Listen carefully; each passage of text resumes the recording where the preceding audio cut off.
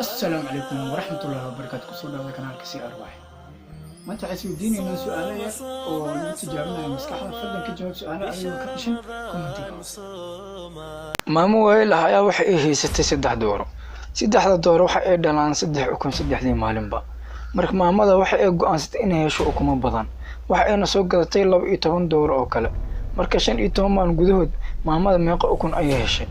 Jawaab wacan.